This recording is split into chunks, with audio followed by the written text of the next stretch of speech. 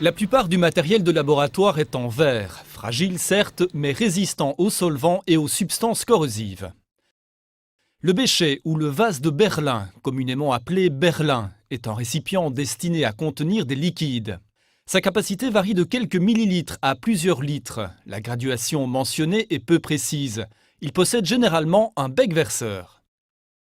L'Erlenmeyer ou Erlen est un récipient dont le col est resserré et dont la capacité est également très variable.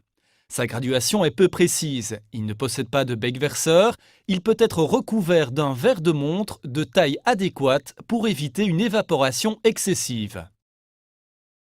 Le cylindre gradué, appelé parfois éprouvette graduée, possède une graduation précise.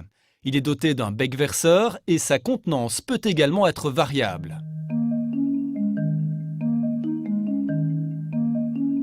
La fiole jaugée ou matrace est un récipient qui permet de contenir un volume exact et connu de liquide lorsque le ménisque inférieur du liquide atteint le trait de jauge.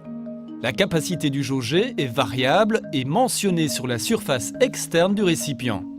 La mise à niveau est effectuée au goutte à goutte à l'aide d'une pipette Pasteur munie d'une poire. Cette poire permet le remplissage et la vidange de la pipette. Le jaugé est ensuite refermé avec un bouchon.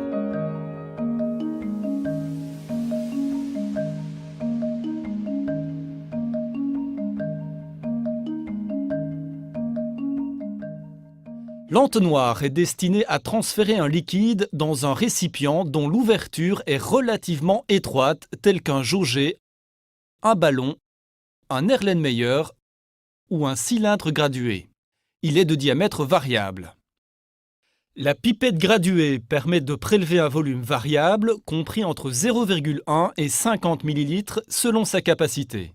La pipette jaugée permet quant à elle de prélever un volume fixe compris entre 0,5 et 100 ml selon sa capacité. L'utilisation correcte de ces différents types de pipettes sera abordée dans le chapitre 3. La burette ou burette de titrage est une colonne creuse graduée au dixième de millilitre et dont une des extrémités est fermée par un robinet. Le remplissage s'effectue par le haut, la mise à niveau s'effectue en ouvrant le robinet jusqu'à ce que le niveau inférieur du ménisque atteigne la première graduation. Placé sur le plateau d'une balance puis taré, le sabot est destiné à recueillir une quantité de poudre exactement pesée. La poudre est transférée dans un récipient par la petite ouverture, puis le sabot est rincé avec une picette contenant le solvant requis. La baguette de verre est destinée à une agitation manuelle d'une solution ou d'une suspension. Le barreau magnétique ou aimanté est de taille variable et enrobé de téflon. Introduit dans un récipient, il permet grâce à un agitateur magnétique